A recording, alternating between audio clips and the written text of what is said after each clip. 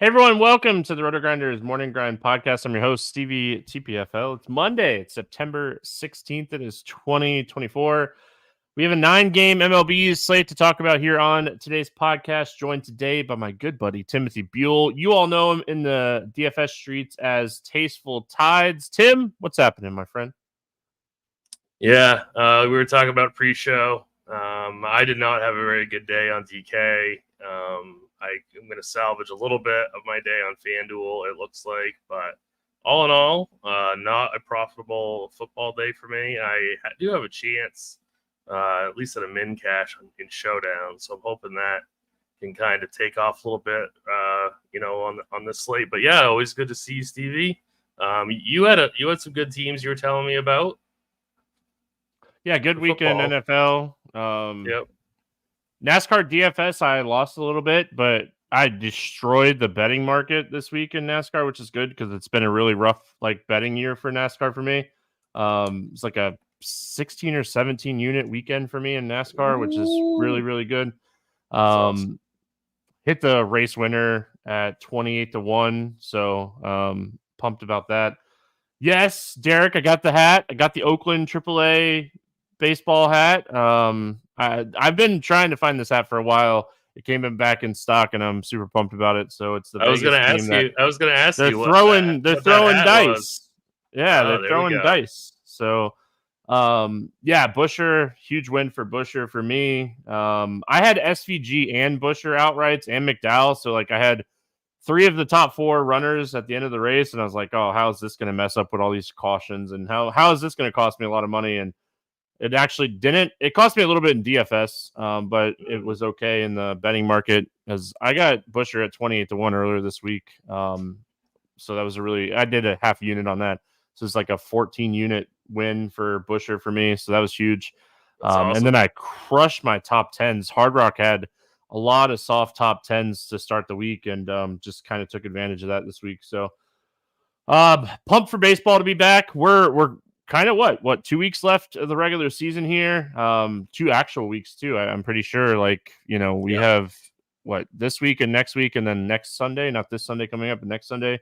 2 weeks from right now when we're recording, the regular season will be over. MLB playoffs right around the corner. We'll start talking a little bit more probably next week of games that matter, but teams that are on the bubble right now, every game matters. We're going to see a lot of playoff type scenario baseball here over the next 2 weeks where pitchers might have shorter leashes in games that matter if they get into trouble. So all that has to stay in the back of your mind when you're thinking about playoff standings. So hope everyone had a fantastic weekend. We're back, and let's get into it. We got baseball. We got Washington at New York facing the Mets, 7.5 total. Mets a 185 favorite. Jake Irvin against Sean Manaea. Any interest here in Jake Irvin? I do not have any interest in Jake Irvin. Mets are too low of a K team. Irvin's not like a high strikeout guy. I think you'd have to get pretty lucky for you to, have to have him in a tournament. So I'm out on Irvin. Yeah, there's a lot of good pitching. You and I were talking about it pre-show. There's a lot of good pitching on the slate. Mets are one of the tougher teams in baseball against right-handed pitching this season. You just look up and down this lineup, and they don't strike out a ton. They have a lot of people that put the ball in play and have a lot of upside. Vientos, Lindor, Alonso, JD Martinez came back. So they're just getting healthier. And I just think this is a really tough spot for Irvin. I'm assuming Lindor will be out, but I'm not positive on that. Did he get hurt this weekend? I did not follow baseball all on Sunday. So yeah, he had an MRI on his back. He's having a lot of back issues right now. They brought him back, and I think he only played like 1 inning or something like that, and then he had an MRI. So I think it's going to be Luis Angel Acuna. I think he's should be in for Lindor. I'm assuming. I'm not positive on that. Yeah, well, obviously we'll have to pay attention to that and see how that kind of shapes up. I know the other side, CJ Abrams missed Sunday's game. I saw that when I was just looking at injury news on Twitter on Sunday. We'll go to Sean Manaea on the other side here. I mean, this is just one of many really strong pitchers on this slate. There's a lot of them. There's going to be a lot of decisions to be made today as far as pitching is concerned. Washington, a lot of weak bats against left-handed pitching. Yep. They have a couple call-ups here. Chaparro and Cruz, right? I think I said his name right. Andres Chaparro. They're right-handed guys that have been really solid against lefties since getting called up, but it's such a small sample size. In Citi Field, Manaea definitely in play for me today. He's definitely in play, but, we're going to say this a lot on this slate, is that there are just some really, really, really strong arms. So I don't know if Manaea is like an absolute priority.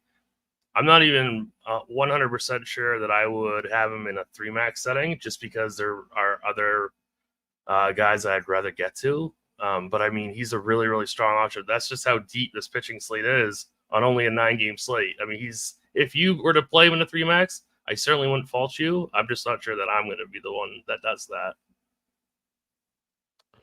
Yeah, I mean, he's really close. Like, ranking pitchers today is going to be very hard. I think Sean Manaea is in a really good spot. So that is kind of where I'm at. Is I have a lot of interest in him.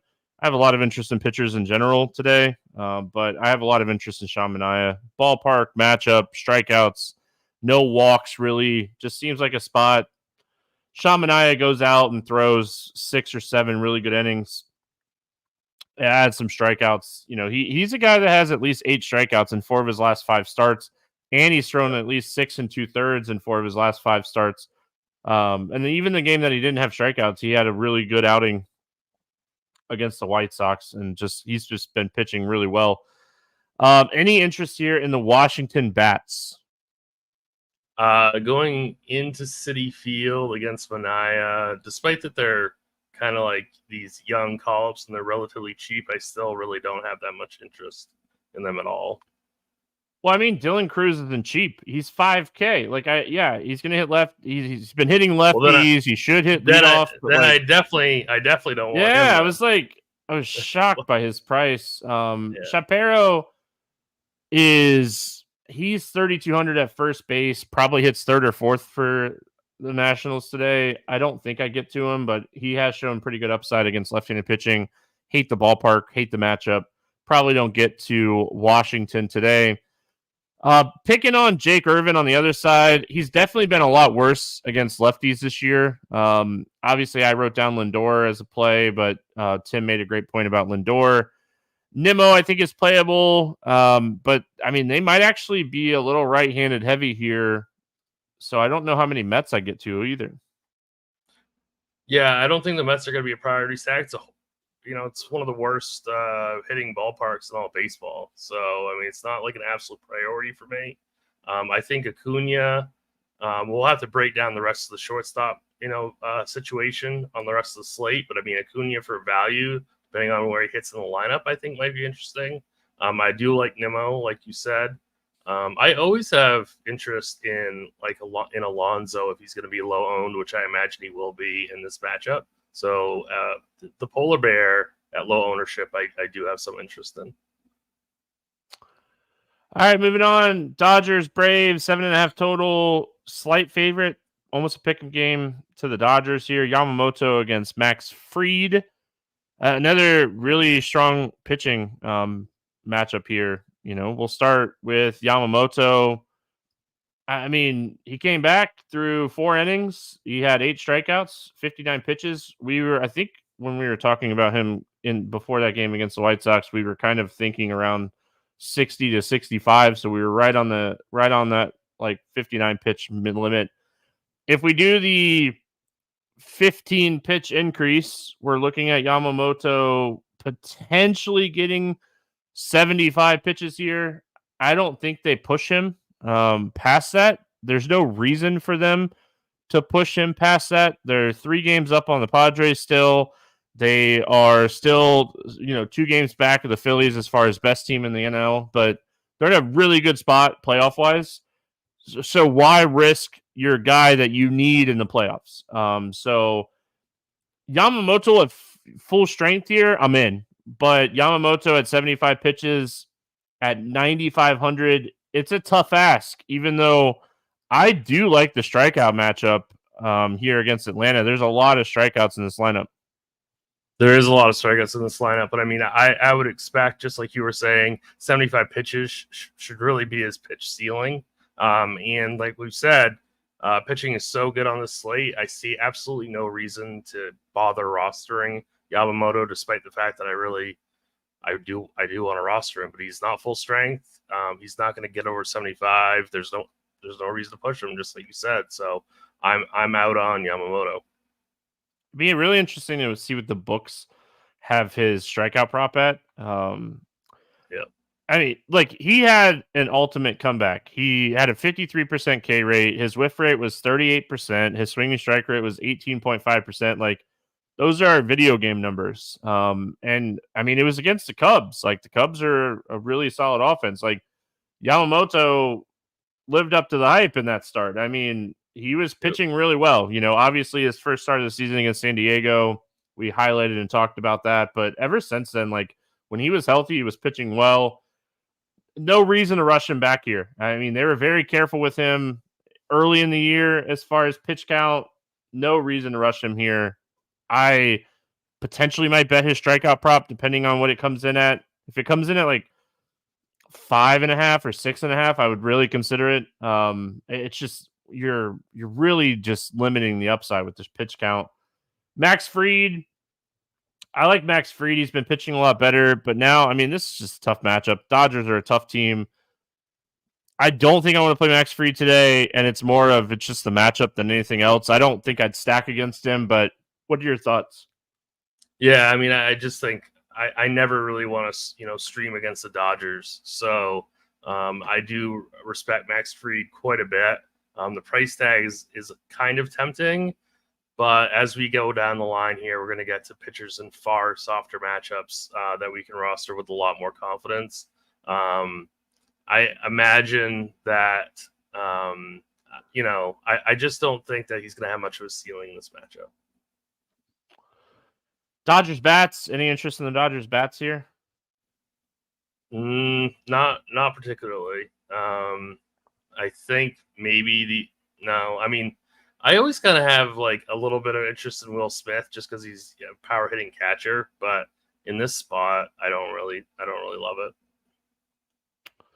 Yeah, I mean, I think there's better spots just overall. Max Fried, he's not a guy that, like, his season ISO against righties is 76, 256 WOBA, generates 60% ground balls. Like, he gets barreled 5% of the time. It's just not a great spot overall. So, oh man, I think Joe Mixon just hurt his ankle. It's been a really bad week for injuries to top end players, and I think that Joe Mixon just got hurt. That looked like, what do they call them? The hip tackles? That looked like a hip tackle. That did not look good. Anyway, hopefully he's okay. On the Atlanta bats, listen, it's Yamamoto, and then it's a really strong bullpen behind him. So, I mean, as much as like we like to target the upside for Atlanta, like the Dodgers and the Braves, both of these bullpens have been top 5 bullpens this season. So, like, I just don't see a lot of upside in this game in general. I don't see much upside in this game in general either. I'm not going to be paying for any of these Atlanta bats against Yamamoto. I think that's probably a pretty bad play. So I'm staying away. This game is really a complete cross-off for me. Yeah, I mean, unless we get some kind of announcement that Yamamoto is going to throw like 85 pitches, I just don't see. I don't think I could do it on this slate with the pitching that we have on this slate. Oakland at Chicago, taking on the Cubs, 8 total. Cubs a 190 favorites. Joey Estes against Shota Imanaga. Any interest here in Estes? In Estes, not really. His K rate is really, really low. This game's in Wrigley, so it's a negative ballpark shift for him. I really don't think that he's going to be somebody that makes my player pool. I see the price tag 6,300 is pretty cheap. I just don't think he's really necessary to roster on this loaded pitching slate. Yeah, I think there's a lot of different ways you could build. But he's just not a guy that's going to make the cut for me. Shota on the other side, slight interest. Like it is Oakland, and I am a believer in the Oakland offense, but I'm much more likely to play lefties against this offense. They strike out a lot more against left-handed pitching than they do against right-handed pitching. Looks like we're gonna have like the wind blowing in a little bit at Wrigley, like not a lot, but like 8 to 10 miles an hour is what it's projected here the night before. So maybe a really close ball to the fence stays in play and it saves in one home run. But yeah, I mean, struggled with home runs last time out, and he has struggled with home runs recently. Not a guy that you would picture to be struggling with home runs as much as he is because of his pitch mix. But yeah, I mean, I have interest in him against Oakland here. Yeah, I mean, he's one of my favorite pitchers on the entire slate. He may actually be my favorite.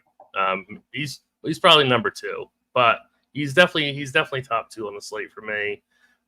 He has been struggling with home runs, but I think that's just a little bit of bad luck. Maybe, you know, he gave up 3 against the Dodgers. You know, like, I mean, that's tough, you know, against the Dodgers. So, and he's still able to put up, 17.5 fantasy points against them. So, against the Athletics, if you're saying, I mean, as long as the wind's not blowing out or it's like really, really hot at Wrigley, I absolutely love Imanaga on this slate. I think he's priced pretty softly, and he's definitely somebody that I would be getting a lot to in GPPs and probably single entry cash game type lineups as well. Bats. Any interest here in the Oakland Bats? I have no interest in the Oakland Bats. I will say, like, if you're playing 150 today, you probably want to get a little bit of Roker and Bengaliers in like one-offs. Because like he has been struggling with home runs. Like you and I both like him. I think it's a good spot for him overall. He has been struggling with home runs though. So like those 2 righties that have a lot of upside against lefties, I think if you just want to take some shots on those guys and try to get those home runs, I mean, that is basically what you're doing with a one-off and a 150 build anyway. Cubs bats. I mean, Estes is hittable. You know, like really struggles against lefties, a lot of fly balls, a lot of hard contact. So I don't have an issue with getting some of these Chicago Cubs lefties here. Yeah, I mean, I think Bellinger is one of the better plays for sure. Ian Happ. I like Michael Busch. I like Crow Armstrong quite a bit. I like the stack really in general. So, I mean, Estes is a very, very low strikeout guy, and he has decent control. And he gives up, you know, he's got a 200 ISO to, you know, overall he gives up. So, I mean, he does give it up to both sides of the plate. I think the Cubs are one of the better stacks on the board. All right, Detroit at Kansas City. No total in this game, but everything I have read sounds like Reese Olson to get activated from the IL here to pitch for the Tigers, which I find, I mean, somewhat interesting. I guess they're not like technically. I don't think they're technically out of it yet, but They're not. Yeah, like I don't see the reason, I guess, but I mean, hey, you know. Anyway, so it sounds like it'd be Reese Olson. It hasn't officially been announced yet, so there's no total out for this game. Is kind of what I was getting at. Seth Lugo pitching on the other side of this game. Let's start with Reese Olson. Young pitcher, 45 pitches was his rehab start. Just no chance I can do this, right? Like, there's just no reason, I think, to do this. And like, I guess the Tigers are in a much better spot than I thought, like originally. I didn't realize they're only 2 games back from Minnesota at the wild card, like bubble right now. So like, that's my bad. That makes way more sense to bring Reese Olson back. I just don't think that he'll go more than 70, 75 pitches in this game. Yeah, I mean, I was going to say like 65, 70, and that's just not enough. In Kansas City, I see no reason to roster him at all. I think he'd be next button for me. Yep, too many good options today. Seth Lugo on the other side. Lugo's had some really good strikeout upside recently. He's pitched deep into games over 7 innings, or at least 7 innings in 4 of his last 5 starts, and he's done it against good offenses. New York, Cleveland, Houston, Philadelphia. He's performed well against these top tier offenses. I never want to click his name. I don't know if I click his name today even, but I think I've gotten to the point where I at least respect the season that Seth Lugo's having. I've gotten Seth Lugo wrong all year. It's driving me insane. I'm always like, oh, he's got no upside in this matchup, blah, blah, blah, blah, blah. And then he comes out and puts up 38 against the Yankees or 27 against Houston.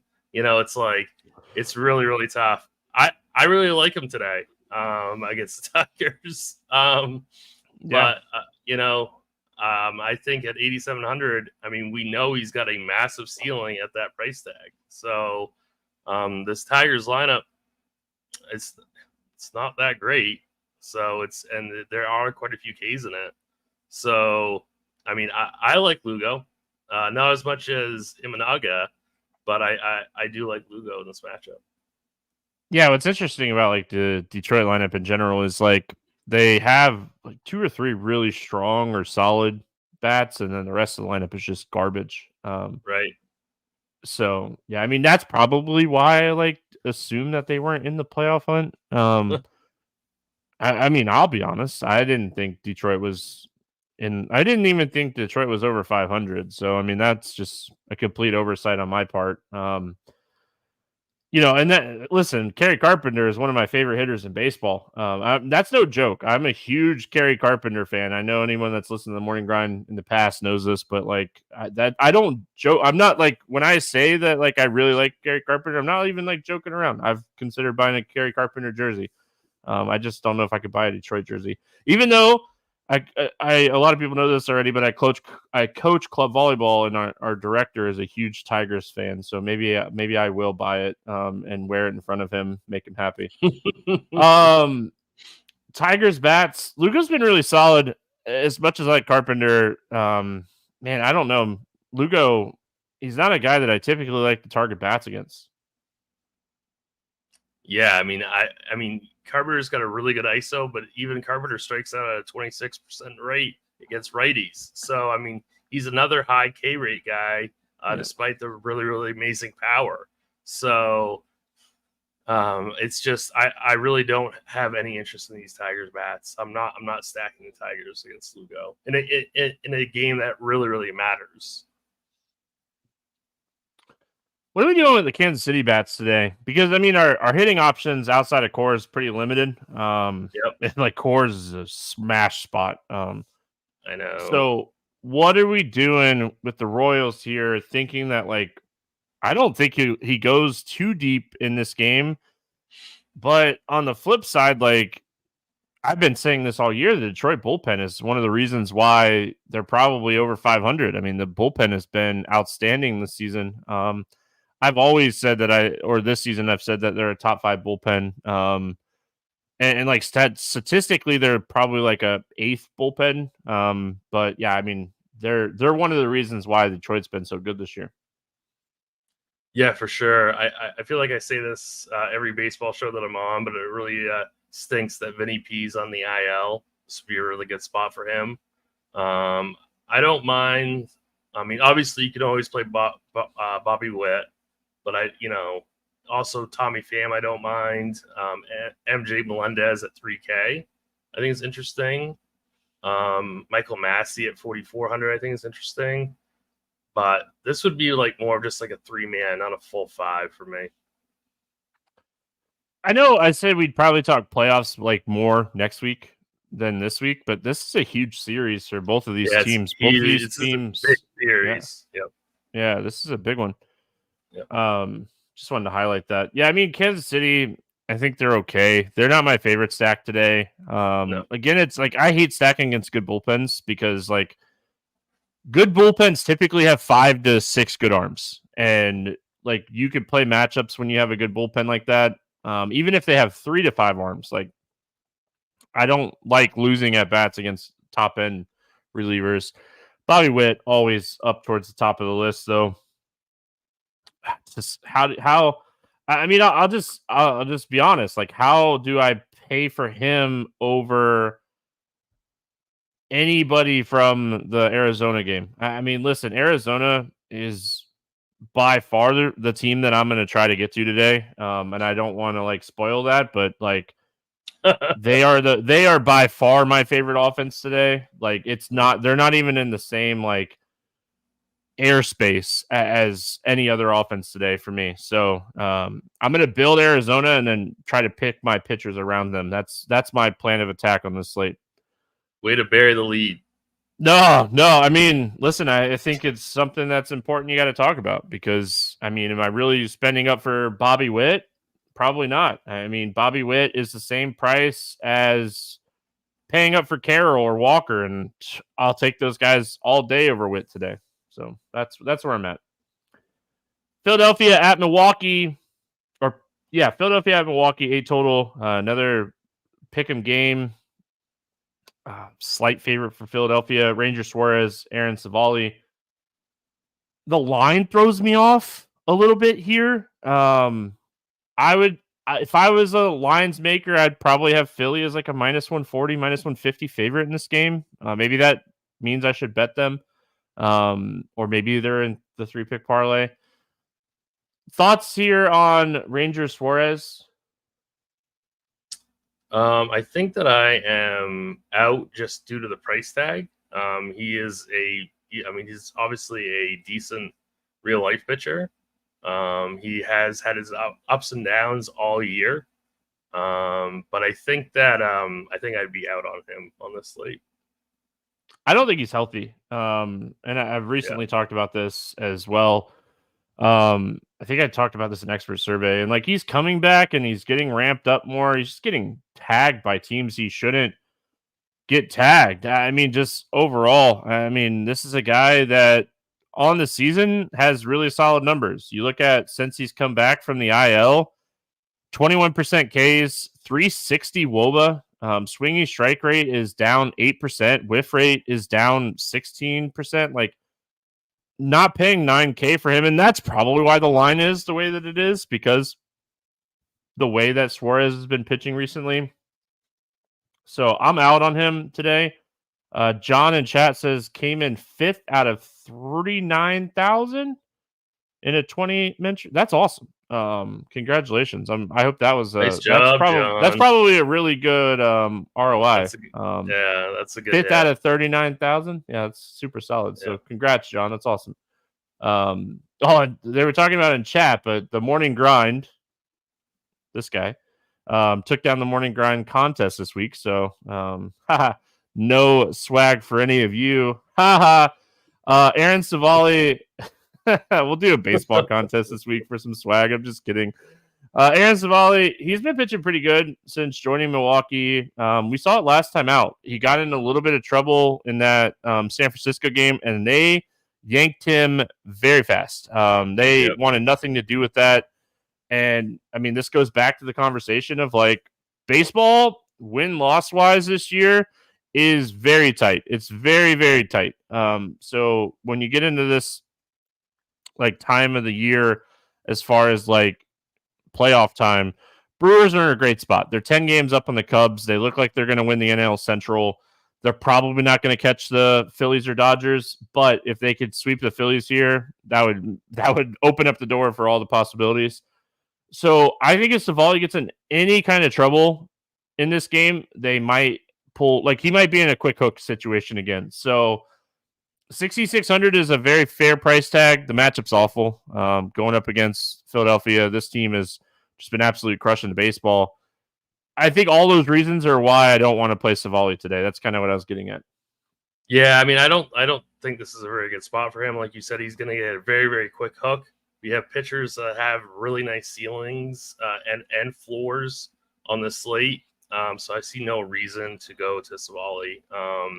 I don't think he's in that good of a spot.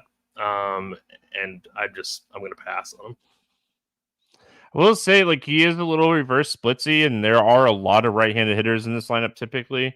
Yeah. That benefits him because he strikes out, or there are typically a lot of left-handed hitters in this lineup. Sorry, and that benefits him. He strikes out lefties more than he strikes out righties. But it's the lefties of like Kyle Schwarber, Bryce Harper. Like those aren't the lefties you want to face if you're Savali. Right. So, speaking of those guys, I have some interest in them today. You know, I think this is a spot where Trey Turner potentially goes overlooked. I like Trey Turner today. Real Muto. Obviously, Harper and Schwarber are up towards the top of my list today when I'm not playing the amazing Arizona team. I don't really have anybody else here for Philly. I was looking really quick. If Buddy Kennedy cracks the lineup here for Philadelphia today, we talked about reverse splits a little bit for Savali. He struggles a little bit more against righties. If Buddy Kennedy cracks the lineup, he's 2,700 at second base. And I think that could be a potential good salary saver in your Philadelphia stack if you're going to stack Philly. I'm just going to say this. The hitters in this game are my favorite hitters outside of the Coors game. So I really like these Philly lefties, and then we'll talk about some of the Milwaukee righties. But I mean, I really like the bats in this game. Obviously, Coors is way better. Everyone knows that. That's fine. But if you want to get contrarian, in my opinion, this is the game to do it in. Any interest in the Milwaukee bats here? I do. You know, Suarez is, you know, maybe they're ramping him back up. Maybe he's still hurt a little bit. Either way, I think he can give up some power to some of these righties. I think like Willie Adames at 4,800 is a really great play. I like Rhys Hoskins quite a bit. I like Joey Ortiz quite a bit also. I mean, he's dirt cheap. And then obviously William Contreras if you want to pay up for catcher. So, I mean, again, you know, Coors is better, but I think Milwaukee is my second favorite stack behind the Coors bats. Yeah, I was gonna say the same as far as like Milwaukee being contrarian today. I think they're a very contrarian team just in general today, and they're very, very stackable. Yeah. Moving on. Pittsburgh at St. Louis. We got Skeens against Palante, 7 total. Pittsburgh a 145 favorite. That's what happens when Paul Skeens is on the mound. I mean, he's really good at throwing baseballs. We kind of were worried a little bit, like if they were limiting him, and then he's thrown 98 and 100 pitches in back-to-back starts. Yeah, I mean, I feel like he's a full go right now. Pittsburgh, I think they're at the point where they're almost officially eliminated from the playoffs.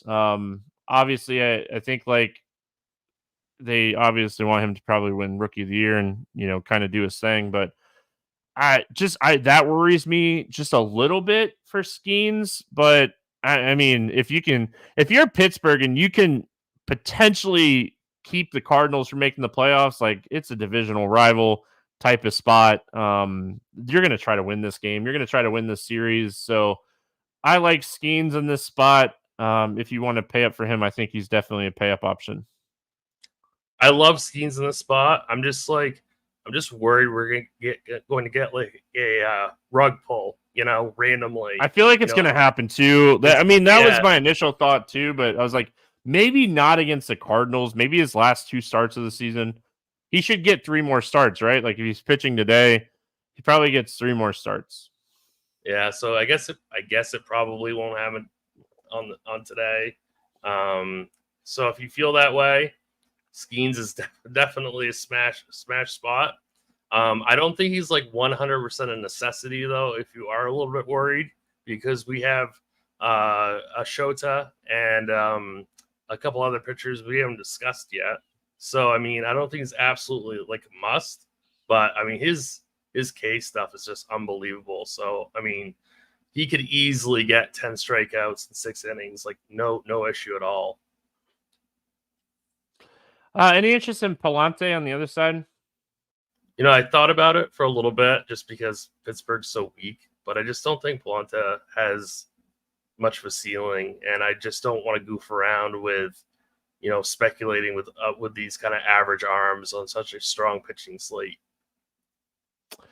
So he's probably my favorite pitcher pivot off of Detmers, and we're going to talk about Detmers. He's the clear under 8K pitcher today, facing the White Sox. He has a lot of strikeout upside, no doubt, right? Like, we're going to talk about him in a few games. I think if you're going to pivot off of him, Palante is your potential option to do the pivot. I don't even hate the idea of maybe playing both of them together to get like a full Arizona stack. Arizona is expensive today. I mean, he's a ground ball guy. He has a little bit of strikeout upside, and in 2 starts this season, he's averaging 17.5 DK points against this team. So I think one game he went for like 14, and the other game he went for like 20. Like, if you give me 17 at this price point, I think it's okay. Might not be enough today with the pitching that we have on the slate, but Pittsburgh is not a great offense in general. So I just think he's okay. I like it even more if O'Neal Cruz doesn't play. He hurt his ankle on Sunday. He could potentially be out of the lineup. And then, like, you're just, at that point, you're worried about Reynolds and Bart, maybe McCutchen. But righty McCutchen, I'll take Palante in that situation. So that is one of the reasons that, like, I have him written down as, like, a potential pivot off of Detmers today. So yeah, that is my bad. I didn't even know about Cruz. I didn't even see that. So yeah, that does make a difference. Definitely. Yeah, I mean, an ankle injuries always hurt worse the next day. I mean, anybody that's ever hurt their ankle, anybody that's ever played sports, I promise you, that the next day is always worse with ankle injuries. Like, it's no fun. Any interest in the Pittsburgh bats in this one? I think honestly, it would probably just be. I mean, I would like Cruz, but he probably won't play. Not really. I'm kind of. Cruz is a ground ball hitter too against a ground ball pitcher. I mean, it just screams like Palante doing well enough here. Like, that's one of the reasons that I wasn't even necessarily worried about like Joey Bart. Bart hits the ball on the ground 57% of the time, and Palante is a ground ball pitcher. Is like, they don't have a true fly ball hitter in this lineup, and that's probably why Palante's pitched well against them this year. Yeah, you're certainly making a good case for him. I just can't. I don't know if I can fade. I don't know if I can. Oh, you can't. I mean, you can ownership wise, but I mean, it is a really, really good spot for Detmers. Like, I don't want to sit here and act like I don't absolutely love him because I do. I've made a case just because I do think he's potentially playable. Yeah. Yep. Any interest here in the Cardinals bats? That's a pretty easy cross off for me. I don't have any interest in St. Louis. No interest for me in the Cardinals as well. Good to see Mixon moving around on the sideline, though, for anybody watching Sunday Night Football. Arizona at Colorado. 11 total in this game. Arizona 160 favorite. Merrill Kelly against Sensatella. He's back. Shocked this guy's making a comeback this year. Like, he went out last year at Tommy John. But hey, I mean, I guess if you can get a couple starts out of a guy, get him some game action, why not? You're not in it. It doesn't matter. Any interest in Kelly here in Coors? Definitely not. No. Yeah, I mean, he's just been all over the place. Just all over the place in general. Like, yeah, I can't do it. I just can't do it. Like, even in Coors, I can't do it. Like, if Kelly had been pitching well recently and like there was like some stuff to like build on and coming into this matchup with some solid numbers, but like Kelly, his ISO is 275 and his WOBA is 400 over the last 30 days. His hard hit rate is up almost 13% in that span. So like, I can't do it, man. Nope. Sensatella on the other side, he was getting hit pretty hard in the minors. I don't think he throws more than like 75 pitches here. He threw 68 pitches in his last rehab start. Like, we're just loving this spot for Arizona and not him. Yeah, you should basically always stack against this guy. Definitely not rostering him. No chance. And to make matters even better, Arizona or Chicago or Colorado, sorry, can't speak. Colorado has the worst bullpen in baseball, so make matters even worse. Arizona bats, they're expensive. I'm stacking them as much as I possibly can. I don't care how expensive they are. Obviously, Jock Peterson's my favorite at 4,900. Carroll's probably my second favorite. Del Castillo has been fantastic at catcher. We'll get a couple cheap bats here. There'll be a couple cheap bats that potentially crack the lineup, like Pavin Smith could potentially crack the lineup. So I am playing Arizona as much as I can today. That is my strategy, is to play Arizona as much as I can today. Yeah, I don't blame you at all. Never thought I'd see Marte that expensive. I mean, that is impressive. Good on DK though to make them that high. So obviously Arizona's the best stack in the entire slate, and it's not even really close. We have really, really good pitching on the slate. So I mean, hitting is at a premium. That is going to make this game extremely chalky, though. I mean, like, ownership's going to be very, very high, I think. But they're at an amazing spot. Love Carroll. He's probably my favorite. Good call on Pavin Smith, too. I can't. McCarthy's 5K. That's probably, I don't know. That's close. I don't know who else we'd see for value outside of Pavin. I think Pavin plays. Josh Bell could potentially play at 4,300. Marino is back. Maybe he catches instead. But yeah, I mean, I think DK did a great price. Great job pricing up Arizona today. They really did. It's gonna at least keep Marte's ownership down because he's a tough click at 6,600. But like Jock, Carroll, Pavin, like all these lefties, they're very, very playable. Any interest in the Rockies side here? I have to a little bit, just because they seem to be go like relatively low owned. Like Hunter Goodman, perhaps if he makes the lineup, he's been having some good games. I think Ryan McMahon is always in play. It's definitely, they're obviously not that, amazing because they're not a good team. But if they get to Kelly, they can pay off this price tag pretty easily. I don't mind Taglia at 4,800 also. Again, these guys strike out at a high rate, but if they're not striking out, they could blow the slate up.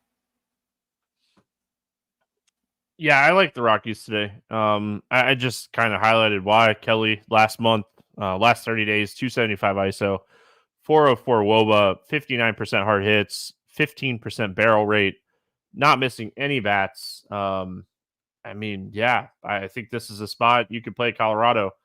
They're a lot cheaper than Arizona, and they're in the same environment. I think this game's going to have a lot of runs scored. I really do. This is a game I highlight bats from both sides. Yeah. White Sox and Angels, not 8 total. Yeah, 8 total in this one. LA, big favorite, minus 190. Cannon against Detmers. Any interest here in Cannon? Definitely not. Yeah, I mean, I played around with the idea of if I play like a 20 entry max build, potentially leaving Cannon in the player pool. I'm not necessarily like off of it. I might actually do this. If I do build a 20 entry max, I don't know if I will. This time of the year for baseball, I typically just play 3 teams every day. But if I did end up building like a 20 entry max, like I might leave Cannon in my player pool to make my Arizona stacks different. And it's the Angels. He's thrown at least 5 innings in 4 of his last 5 starts. They haven't been good, but they've been giving him 90 pitches every time out. They are letting the rookie pitch. And I mean, there's no reason for them not to. They have 35 wins this year. They're the worst team in baseball by far, one of the worst teams we've ever seen in baseball. So like, I get that aspect, right? Like I get the aspect of letting Cannon pitch, and it's the Angels. So, I mean, yeah, this isn't a spot where I would necessarily like X him out immediately because he's 5K. he has been facing really tough teams. I mean, Cleveland, Baltimore, Mets, Tigers, Yankees, Oakland, Kansas City. Like, he hasn't really had like a cupcake matchup outside of maybe San Francisco, and he didn't pitch well in that game. So he's 5K, Tim. Like, he's really, really cheap. So if you're MMEing and you want to leave him in your player pool, I would say, why not? I mean, you're not getting a win probably, but I do think like he could get you, I mean, 15 at this price point, 3x. Like, I would if you be got super 50, happy. if you got 15, you'd be thrilled. What if you went Cannon Detmers on a team? Well, like you have to remember, and I saw this. They were talking about Mickey Moniak. I saw this on Twitter. He got hit or something, right? So he might actually be out of this game too. And like that's like one of the power lefties they potentially have. So like the lineup's going to be worse than it already is. So How is that possible? Cannon Detmers is not a terrible idea, and just hope this is a low scoring game and try to get 40 fantasy points out of the two pitchers combined and let your Rockies stack do its thing, core stack. Yeah, if you do that, you do get $4,700 per at bat. You could really go heavy Arizona. Detmers, we kind of highlighted a couple times. We kind of talked about it. We love his strikeout upside, and we love the matchup. I mean, that's why he is one of the top pitchers on the slate. Point per dollar, probably the top pitcher on the slate. Like, yeah, I mean, this is just not an overthink it spot for me. The White Sox are atrocious. They are the worst team in baseball, and the lineup they rolled out against JP Sears on Sunday, 74 ISO, 270 WOBA, 25.8% strikeouts. I don't even have to look and see how Sears did. That lineup is atrocious. Yeah, I mean, whatever contest type that you're playing in on Monday's slate, I would get overweight on Detmers, like 20 max, 3 max. I'd have 3 out of 3 in a 3 max. I'd probably have like at least 15 out of 20 in a 20 max. Yeah, I mean, this is just like a don't overthink it spot. If you lose with Detmers, I think that's just too bad. That's why you have a bankroll, but you should be playing him definitely in the spot. Yeah, and Sears actually struggled in the first inning. So there you go.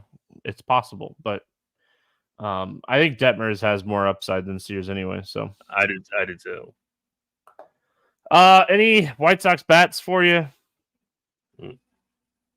I'm out. No. Nope. And like now, like Moniak not potentially being in the lineup, it's like, who do I play from the Angels against Cannon? Like Nato has been great. Ward has some upside. On teams that I don't play, if I do end up playing a little bit of Cannon, like I'll play some Angels bats just because like Cannon has been struggling. They're really cheap and they would help make expensive bats and pitching work. Yeah, I mean, they're not like immediate cross-offs for me, but I mean, losing Moniak really does matter. Maybe Cavadas at 2,400 if he cracks the lineup, assuming he does. I mean, that's an interesting punt. Like half this team is on the IL. So I mean, it's just like it's really, really ugly. So maybe Cavadas, he's batting cleanup. I never mind Ward or Neto, but I mean, they are the most expensive Angels, so you might not want to waste your salary on them. But some of these cheap ones to like round out an Arizona stack, I don't hate. All right, we finish it out with Houston at San Diego. Spencer Urghetti against Yu Darvish, 8 total. San Diego 140 favorites. Any interest here in Spencer Urghetti? He's shown some upside a few times this season. He's got a good K rate. He's got really bad control though. And against this San Diego team that doesn't really strike out, I just can't make that click. Yeah, I don't want to play him either.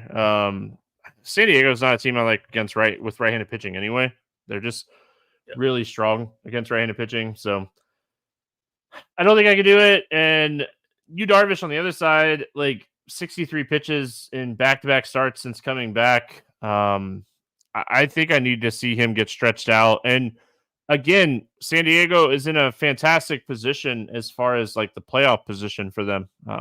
They're a lot of games up on the Mets, like 4 games up on the Mets, and like I think they're almost at the point where they've clinched a wild card spot. I don't know. Yeah, I mean, overall, I don't want to play Yu Darvish. So it's just like a pitch count thing for me. Yeah, both these pitchers are, I think, pretty easy cross-offs. Any interest here in the Houston Bats? Not really. I think that, you could always play Jordan and Tucker, but I would just pick some Houston Bats as maybe as one-offs to get different in an Arizona stack. But really not a ton of interest. Yeah, listen, Tucker and Alvarez are not going to have a lot of ownership today. So if you want to build a little 3-man Houston stack to make your lineups different, no one's playing them today. And they both can hit home runs against Yu Darvish. And the same thing is set to be said with San Diego. Merrill, Machado, Tatis, Profar, these guys are not going to have a ton of ownership today. So if you want to build secondary stacks out of this game, go for it. Arrighetti, when he struggles, it's typically with power, and they have a lot of power. They have a lot of upside. So this is not a game that I think you want to necessarily shy away from potentially attacking. Low ownership. Arrighetti is a good strikeout pitcher, but he gets hit hard when he gets hit. So do you like this game more? Do you like this game more than the Philly Milwaukee game?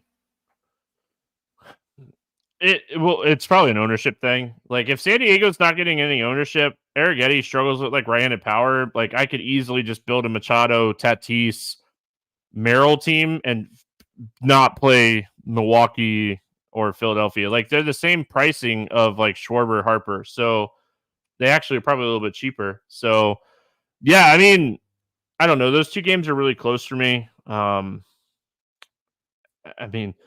We're going to see, there's 11 total, and then the rest of the games are 8 or below. We're going to see a lot of ownership on Arizona, Colorado today. Just looking at what potential we're looking at projections wise. Yeah, for sure. All right, let's play the morning grind game, and then we'll get out of here.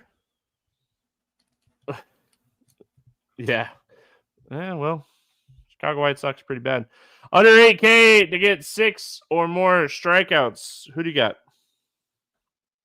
I'm going to take the easy road here and just go with Detmers.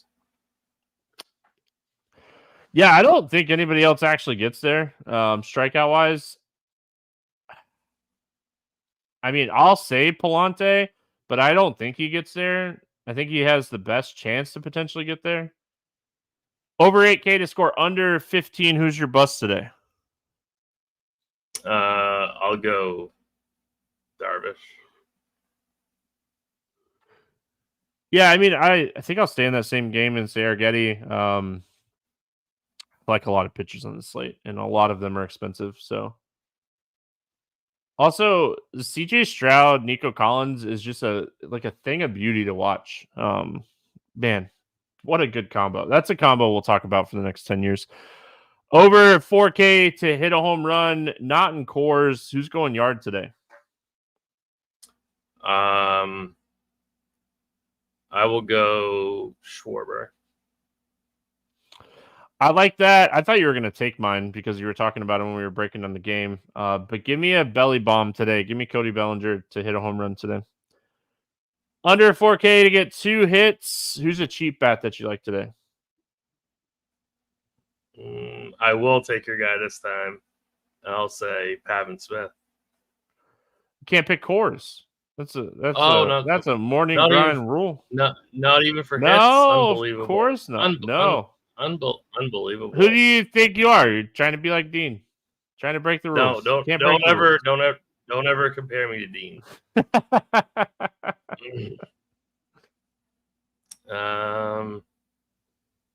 I'll go Tommy Pham. Yeah, don't hate it. I'm gonna go PCA. I like the Cubs more than I originally thought, but yeah, I'll go PCA. Crow Armstrong, for anybody that doesn't know who PCA is.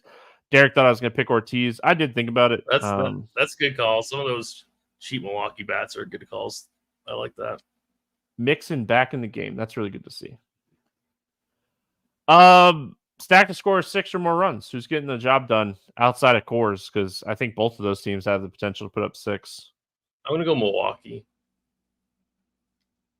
Yeah, I mean, the more I think about it, the more I like the Cubs. So give me Chicago Cubs against Joey Estes to score 6 or more runs.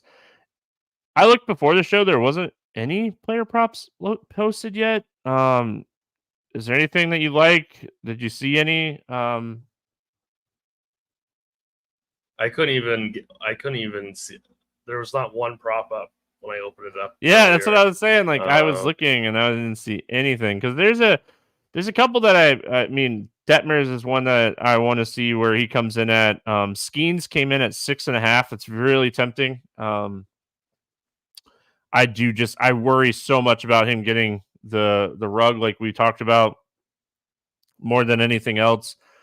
Yamamoto came in at 4.5, and I love that one. I don't care about the pitch count. I'm going to take over 4.5 at -135 for Yamamoto. I'm going to bet that right now. So, Fried like seems high to me. I do like Yamamoto. Fried seems high to me at 5.5. Taking the underside. Yeah. It just seems a little high. Not that he's not a good pitcher, but that was yeah. I mean that's right. Like his strikeouts have actually been a little bit better recently, but that's like right at that mark where it makes you think about it. Because I mean he's beat that in 3 of his last 4 starts, but it's the Dodgers. He struck out 7 the last time they faced each other, though. So, like, I mean, you have to keep that in mind. And, like, the bottom half of the Dodgers lineup right now is not the best in the world either. So, I don't know. I don't know if I'd bet the Fried one, but I insta-bet the Yamamoto over 4.5. I think that's way too low. Yeah. Any other bets you like? I think I would go...